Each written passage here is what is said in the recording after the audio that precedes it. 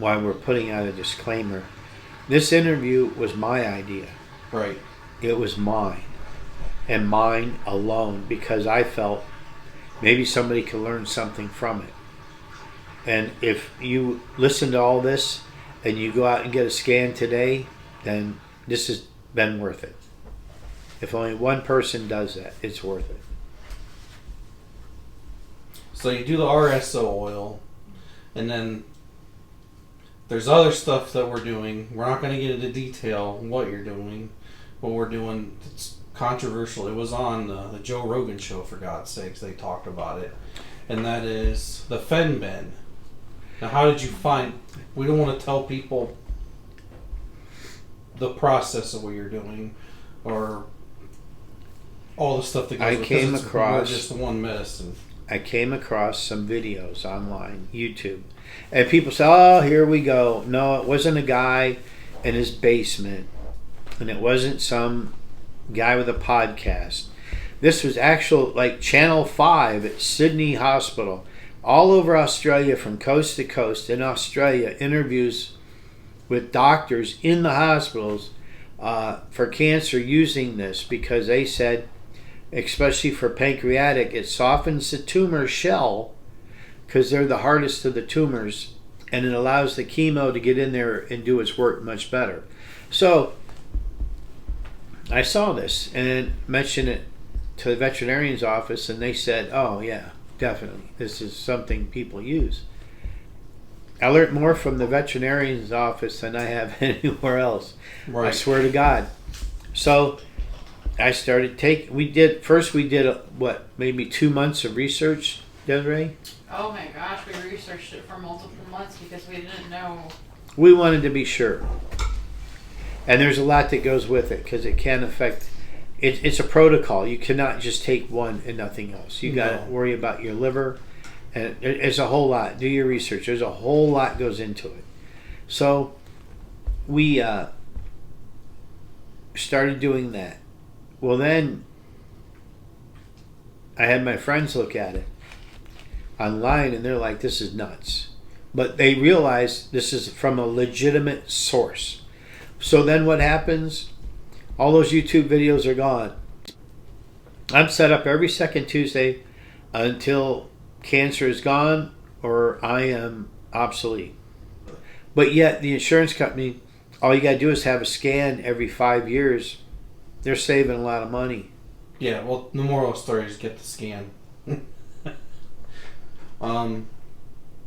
So you've been going to chemo since March. So we'll be coming up on rough guess will be coming up on a year. Now, you skipped the treatment when you went to Copper Harbor with your dad. Yeah, and that was hell on earth. Oh my God, I'll never do that again. Yeah, the day after to recover from chemo, that took almost the whole 2 weeks. It was rough. So we're not going to do that again. Ever. That was rough. So, to reiterate again, the purpose of doing this interview is to get people to go get scans if they are having pain and not putting it off. Also, if they got a loved one, right, that's in this, what to expect, what to look for, and not to take the doctor's final word. You got a mom or a dad that's 50 or 60, you need to get them to get a scan. But also, one thing I forgot to mention was that DNA test came up with the doctor in the initial visit. Yeah. I forgot about that. They do a DNA test and they send it off. Some big company does this, and it comes up with markers. And if there are certain markers show on this test, then, like, I have 2 daughters, they would be allowed to come in for free and get tested if they had similar markers, to let them know you have the ability to get this cancer. And I came back with no markers. But then I found out we didn't take the full test, so we did another one to get the full one. And Desiree, that was done, oh my God, back in the summer, wasn't it? It was before the summer. I was back in April. and we still yet to hear the results from the second DNA. Yeah, we probably won't. But it'll get your kids in for free. If your mom or your dad, aunts, uncles had cancer, then you should get the DNA testing. So how are you feeling today? Rough. Yeah, we had a rough night. It's getting better, but a rough night.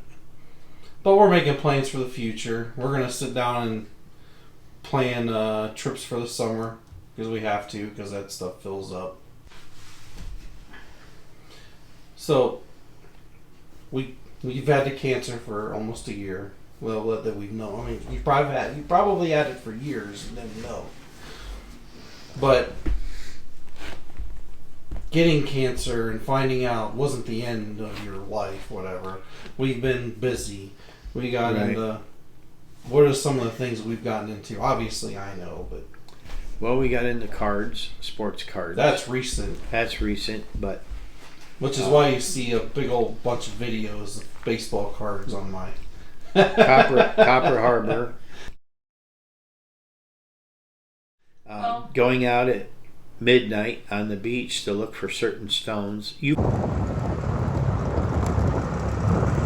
That was awesome. They're little stones that actually light up like lava under a light. Was that UV light? Yeah. And they're cool as hell. We didn't find any. We had to buy them. Yeah. But we had a blast doing it. When you were first diagnosed, you said there was something that you wanted more than anything else that you didn't complete from the previous summer. My deck. I had family and friends come, even from Michigan. Everybody helped, and they built a deck at my camper out on my lot. What do we call it? A deck in a day. And it was. There was that many people. It was 25 degrees. It was freezing but cold, and they were all out there. Your 80-year-old dad was out there the entire time. He took a 5-minute break once. Yeah. And do you remember you had a friend call you and said, hey, I can either come help you build a deck or we can go do this. What did you go do? In between, he took me for a flight up in his plane. Man, here's a picture of that. And being retired Air Force, that's a big deal. It may not be to some people, or you may not understand it, but as to an ex-flyboy, it was as good as it gets. It was awesome. But that was wonderful of him. Yeah, so he's got kids. He flies full time, and for him to take the time out to do that for me, we finished your campsite because we got. For the original campsite where you... I sold the tick site. We sold the tick site. The day, like the week before I ended up in the hospital, I went to walk. It was a pretty steep driveway going up in it. I couldn't get up it. And I'm like, something's wrong. And now, the people that bought the site, they're really good friends now. And they're awesome people. Awesome. Your new site, we finished... Well, there's still some things we want to do, but we built your deck, we got the railing, put the roof over, camper in there. Well, you got the camper before, so that's all set up with the deck and all that. We built the deck in a day. That was a big deal. I mean, it was cold. We had a whole mess of people out there. And you had the whole thing in your head. And yes, it all came together. It did. It all came together. It did, and it looks fantastic. So, and it was your first deck. Yes. My friend that does this for a living couldn't believe how solid it was, and thought I was lying when I said it's the first deck you ever built. Yeah. Somewhere in here, you've either already seen the pictures, or I'll put them in there. There'll be pictures of the deck. And then you had a party. Yeah. Tell us about your party. Yeah. You guys threw a party for me. What kind of party?